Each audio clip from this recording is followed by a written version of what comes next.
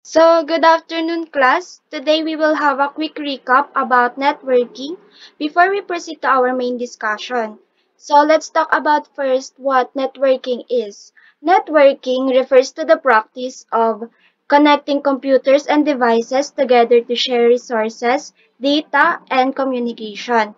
Ngayon, let us know what network components are. I will pick randomly to answer. Let's have Miss Hershey Alfonso. Hershey, do you have any idea what the network components and ano yung mga topology and types ng topologies? Uh, Hershey? Ay, na-disconnect siya. Class, let's give her a moment muna. Ay, nawala na naman yung internet. Matawagan nga sa internet provider. Nasa online class pa naman ako.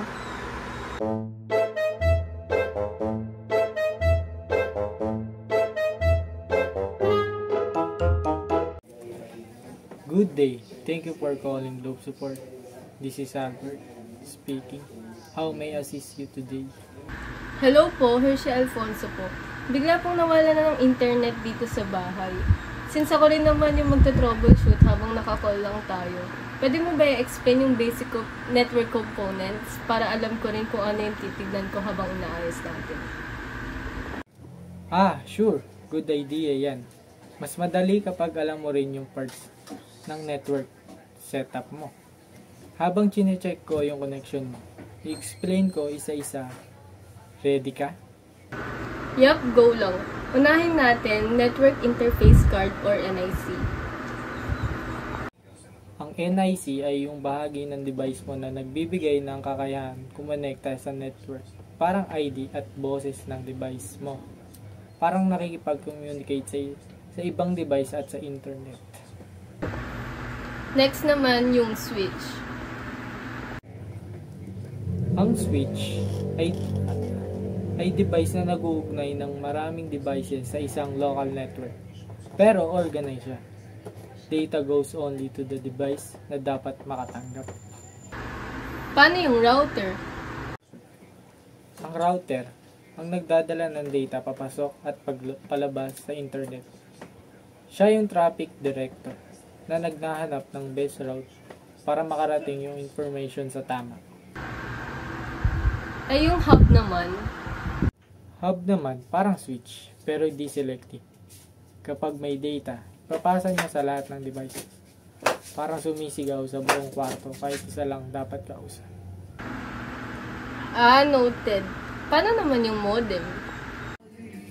Ang modem, yung nagtatranslate ng signal between your internet service provider at ng network mo sa bahay. Siya yung interpreter ng signal. Ano naman yung access point? Yan yung nagpapakalat ng Wi-Fi signal. Parang extension, para mas malawak ang coverage. Lalo na sa mga malalaking spaces or second floors. Ano yung cables and connectors na kailangan? Nakadepende ba sa Ethernet or fiber? Ethernet cable. Papadala ng data through electrical signal. Stable for home use. Fiber optic cable. Nagpapadala ng data through light, kaya mas mabilis at kayang mas malayo ang range. Connectors. Yung mga dulo ng cables na sinasaksak para kumonect sa devices. Last na, ano naman yung servers and clients? Server. Siya yung provider ng services or data. Client. Siya yung humingi or nagre-request. Laptop or phone. Client. And lastly, website or service. Siya yung server. Okay, ngayon alam ko na. Kamusta naman yung connection ko dyan sa system mo? Tinitignan ko na. Mukhang may saglit na signal drop kanina. Subukan nating i-restart yung router mo. Paki-off muna for around 10 seconds. Tapos on ulit. Sige, wait lang. Puntahan ko yung router. Okay na, napatay ko na. Sige, checking. Ayan na, bumabalik na yung connection dito sa system ko. Pakitest po kung may internet na. Okay na, nabuksan ko na ulit.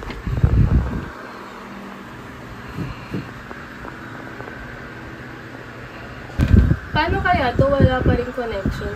Nasa kalagitnaan pa naman ako ng klase. Naintindihan ko po, baka may issue sa line o sa modem configuration. Para mas maayos na ma-check, tatawagin ko na lang po yung aming technical assistant para matulungan tayo. Sige, okay lang. Salamat sa tulong mo, Albert. You're welcome, Hershey. Please stay on the line habang kinokontak ko ang aming technical assistant.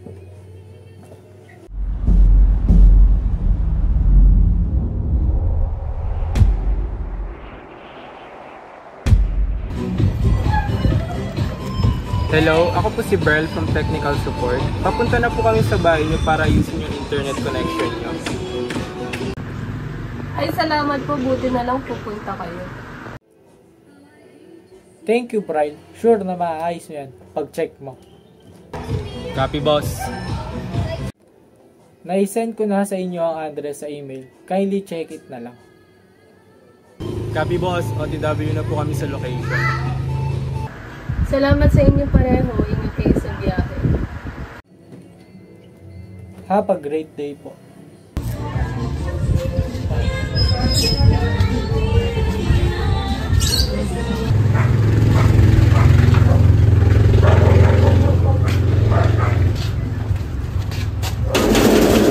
Tao po. Globe Telco, ma'am. Nandito na po pala kayo. Pasok po kayo.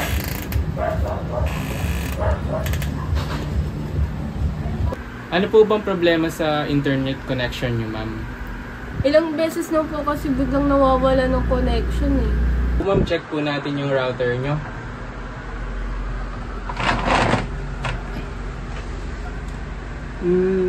Ma'am, wala po kayong network topologies.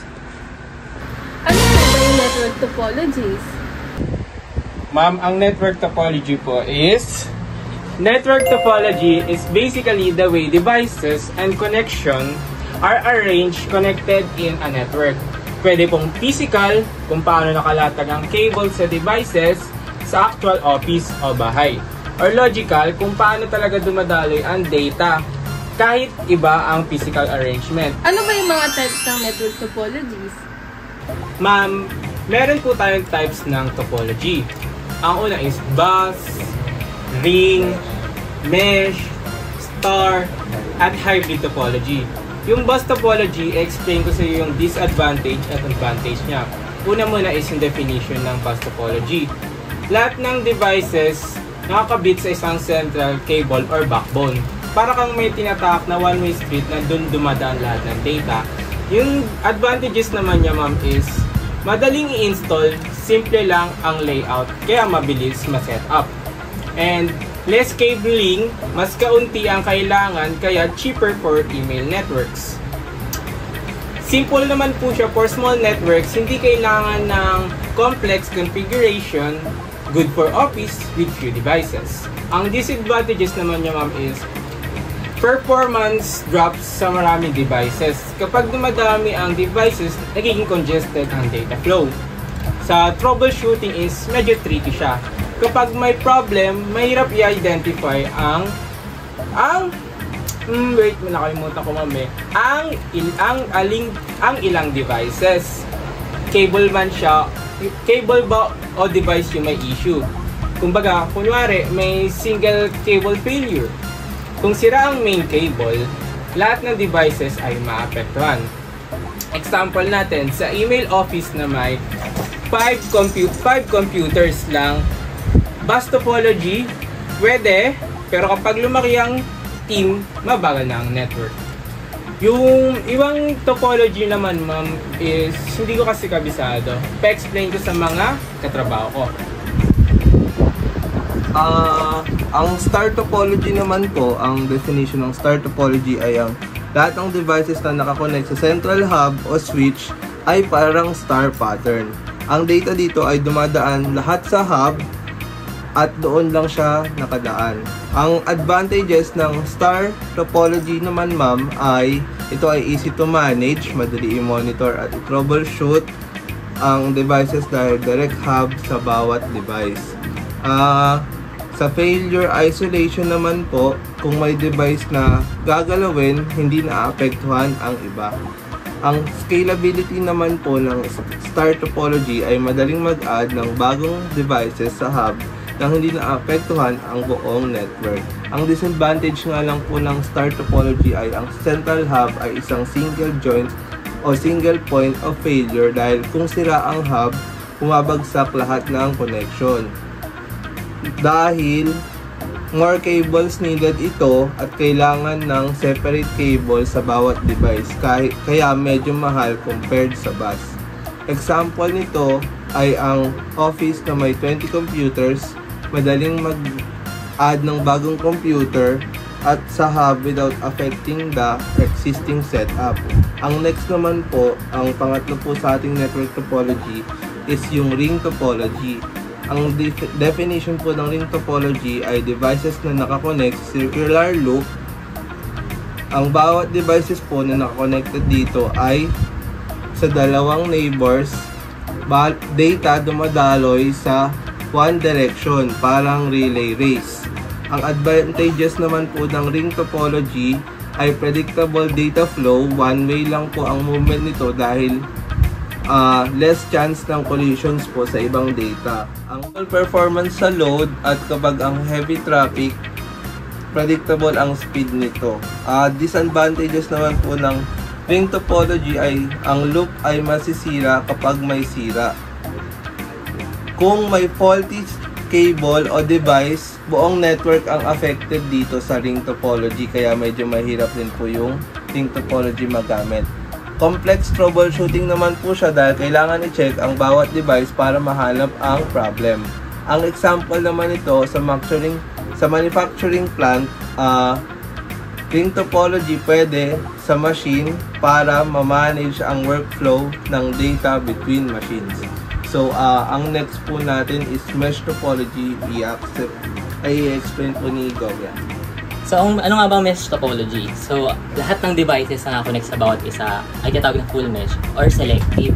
Parang web siya na maraming paths. Ang advantage ito ay very reliable siya kahit may sira, data may alternative path, hindi nawawala ang connections. High fault tolerance siya, redundant paths, and network stays alive kahit may failure.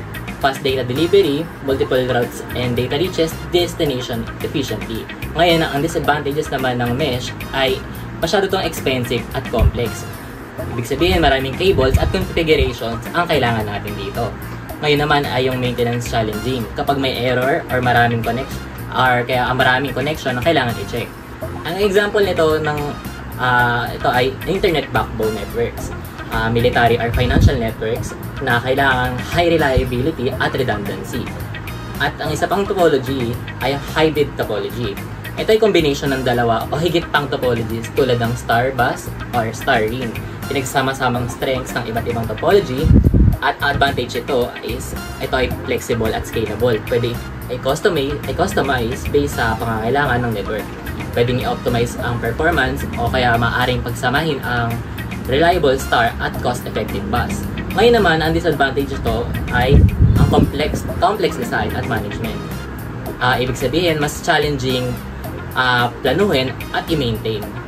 Isa pang disadvantage ay yung pagiging high cost nito. Kumbaga, mixed infrastructure at maraming cabling at equipment ang kinakailangan. At ang example naman nito ay yung sa large university network.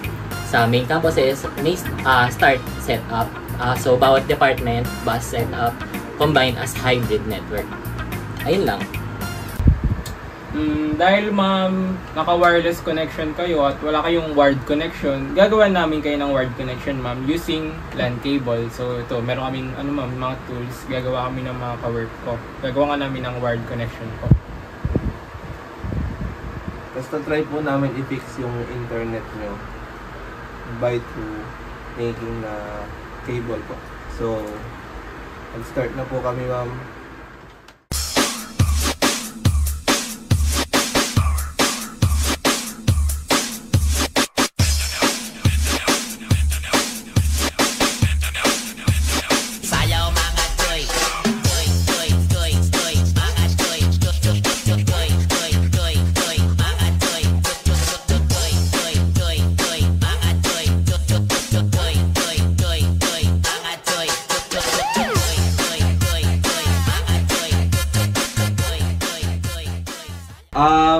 Ma'am, nakagawa na po kami ng LAN cable para po i-connect po yung laptop niyo sa Ethernet.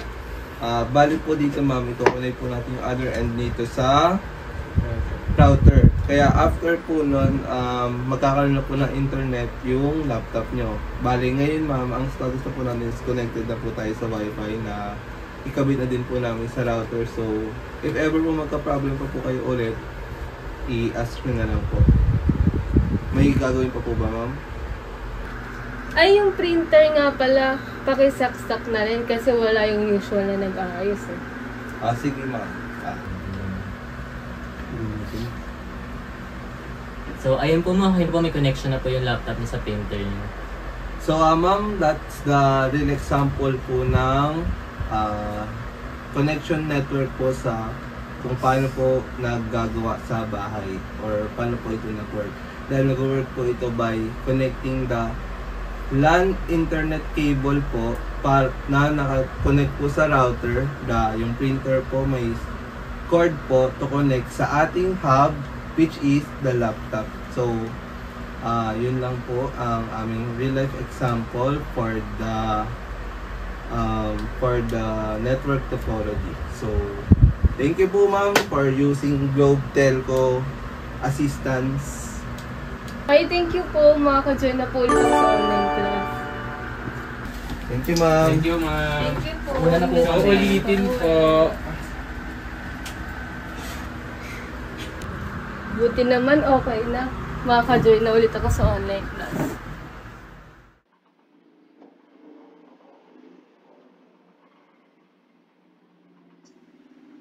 Ma'am, sorry po, nagkaroon lang po ng network disruption but now stable na po.